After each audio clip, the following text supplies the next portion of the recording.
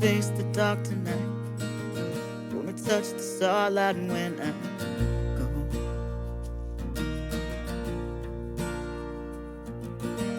And if I know the feeling's right, then I found my place to go.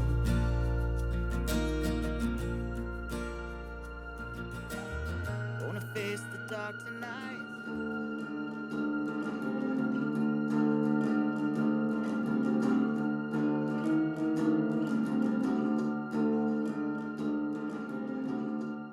The depths of despair I would experience was excruciating. I would plummet to the darkest place I could ever imagine, where emotions bled through my skin. I would isolate myself and drown in the sorrow I was experiencing, crying for light to enter my life.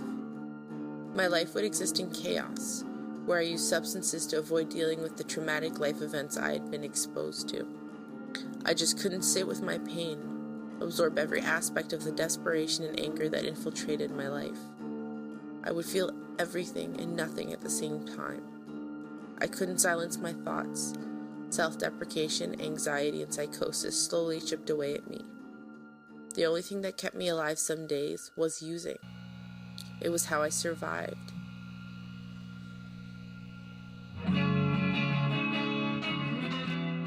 When I was 16 years old, I began a very serious daily habit of using crack cocaine. My experience of addiction was largely one of coping with an undiagnosed obsessive-compulsive disorder, which made it difficult for me to leave the comfort of my own home unless intoxicated. As a result of my substance use, I was expelled from 3 different high schools and had lost all hope of graduating and had no sense that I would ever have a career outside of running errands for my dealers in order to support my drug habit. In other words, I had become very nihilistic about my future and had lost my sense of self-worth. The feelings of worthlessness started early in my childhood. I had developed an overwhelming awareness of the size of the world and my relative insignificance in it. My perceived failings shone brighter in the light of others' successes. I felt hideous, worthless, unlovable, wretched. I ruminated on ending my own life daily. I began to cut myself in order to try to sublimate the unbearable inner pain. When I was 12, I began to restrict my intake of food. For once, I had found something I was good at, something I could control and master completely, something towards which I could direct all of my hate and sadness. I'm a perfectionist who not only believed I had to be perfect, I believed I was perfect, or at least that's what I heard, and so for the first 12 years of my life that was no problem. But then as things got harder and school got harder and there was more competition and I couldn't be perfect, I got overwhelmed and I just dropped out and really stopped caring and got into a lot of bad things and did stuff that I wasn't proud of. And that happened for many, many years, and there was depression and anxiety and a lot of anger. And then being in that place and being a perfectionist, I didn't like it. So where did I go? I swung to the other side and ended up being, again, a top athlete and a power lifter and exercising 7 days a week. But it wasn't a healthy exercise, it was obsessive to where I was lifting crazy amounts of weights, and it led to a lot of stress, led to isolation, and a lot of anger. I was 12 years old when I discovered the direct correlation between food intake and weight management. By the time I was 15 years old, I was completely consumed with thoughts of food and an obsession to control my weight. My relationships, my health, and anything else of any importance were all secondary to the relationship I had with my eating disorder. Maintaining my eating disorder meant sacrificing everything else. It meant living in a dark, lonely world full of emptiness and despair. For 17 years, I was locked inside a prison. My eating disorder stayed with me as my near-constant companion for many years. I was hospitalized for malnourishment and anorexia when I was 13. I attended a day program for youth with eating disorders and went through months of refeeding and psychotherapy. Luckily, I met many peers and mental health workers who supported me on my journey. I told myself that I would never go back to that dark place, but it happened again when I was 17. This time it almost took me by surprise. How could I have let this happen again? I was hospitalized again and attended the same day program. I began to realize that this was not what I wanted out of life. I wanted so badly the freedom that only health could afford me. I wanted to live my life and not just let it wash over me. After months of work, I completed the program for the second and final time. Not knowing where to turn for help, I eventually found my way to the REACH program at CAMH. REACH stands for Recovery and Education for Adolescents Choosing Health, and there I was able to graduate as an Ontario Scholar. When applying to university under the advisement of my case manager, I chose to attend the Bachelor's of Social Work program at Ryerson University in the hopes that I could utilize my own experiences of addiction and recovery to assist and support others through the same struggles. At 29 years old, with most of my relationships severed and my health and career compromised, I realized that I had to overcome my eating disorder or it was going to kill me. My eating disorder embraced every opportunity it was given to win back its place in my life. Every day it laid in wait, welcoming me with open arms, promising me false comfort and immediate relief from my struggles. Attending support groups and hearing stories of recovery helped me to see that there could be life without an eating disorder. Letting go of my eating disorder was the most difficult challenge I have ever faced. The pain of the separation, the most horrible endured. It meant walking away from all I knew, accepting sadness, anger and pain, but also joy, happiness and growth. It meant rebuilding broken relationships and processing emotions. It meant becoming a parent. It meant returning to the outdoors. It meant enjoying the simple things like reading a book or playing in the leaves with my son. And the turning point was when my engagement broke up through my anger. I realized I needed to change. If I wasn't going to change, this was going to be the pattern for the rest of my life. So my recovery from being a perfectionist and from all of my anger issues was really a process of humility, just realizing that the world did not revolve around me and I was not the center of the universe. And acceptance of who I was, that I'm not perfect and that's okay. And I'm just a human being. That sounds so simple, but it was like a 50,000 pound weight lifted off my shoulders to realize that I can just be human. I don't have to be this superhuman person. I knew I was doing this until a better way would present itself. And it did. 10 years of my life, I tried to cope with something I didn't even know I was running from. I finally know. There is hope.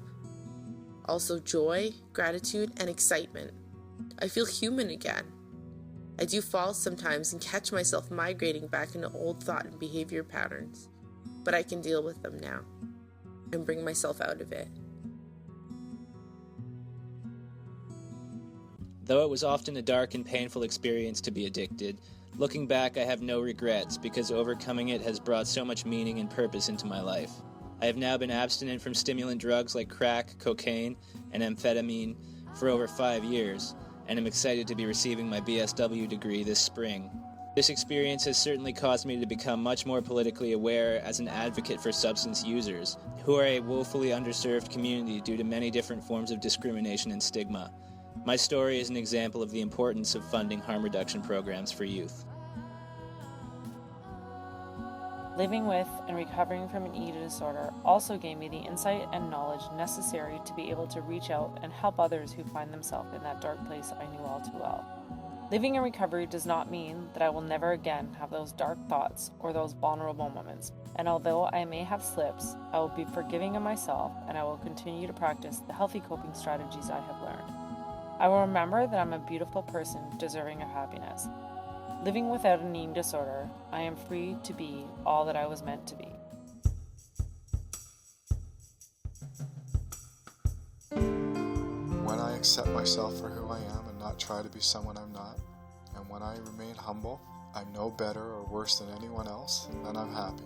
And that's my process. And so those are the two things that I work on every day, is accepting myself for who I am and being humble. It's been a 20-year journey for me, and I am the happiest and most grounded that I've ever been. With the same intensity and persistence I experience the negative parts of myself, the happiness follows suit. I reach such peaks of elation and pure joy that nothing I ever used and abused could compare. My personal life has actually developed into authentic and genuine relationships. Honesty and trust exist. They are no longer things I seek, and I know I'm worthy of so much more than I ever settled for. I'm a survivor. I am the strongest person I know. I don't need to self-destruct to survive anymore. I can let my beauty and warmth shine in. 6 years later, I still struggle with painful feelings all the time, but I am at a place now where I am able to recognize my strengths, my skills, and my worth as a person. It has taken a lot of hard work, and I am lucky to have had so much support from others. I try to practice gratitude every day and surround myself with people and things that remind me of the beauty that this world has to offer. I now work in mental health and use my experiences to try to help others overcome their own issues. I try to learn new skills and spend my time doing activities that are meaningful for me. Everything that I have been through has made me more self-aware, resilient, and grateful to be alive.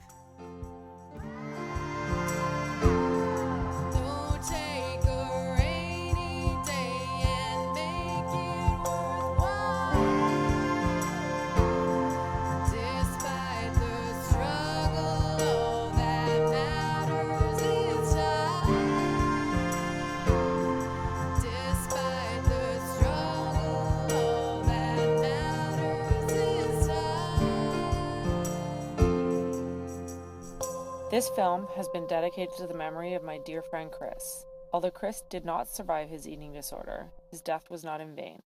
Losing Chris to this terrible disease has given me the inspiration to do what I do today. Chris often spoke of the lack of resources available to those living with an eating disorder, specifically men. It is my goal to work towards changing that. Early intervention and ongoing support are crucial for someone trying to recover from an addiction. It is my hope that day by day, more of these resources can be made available, and that with knowledge and education, people can come to see addictions for what they truly are, an illness that can affect people of all ages, all genders, all races, and all classes. As soon as people can see eating disorders and addiction for what they really are, they will see that with the right resources and the right support, recovery can be a reality for everyone. Won't you come out to play? Come out to play. I've been living it down again, but I'm bringing it back someday. Said courage. Won't you come out to play? Come out to play. I've been living it down again. I'm gonna need to call your friends. So here's to hoping I find you along the way. Yeah. And if I take it all for granted, I can throw it all away. So I wanna leave the world better when I'm gone. And I know the morning after will bring another day.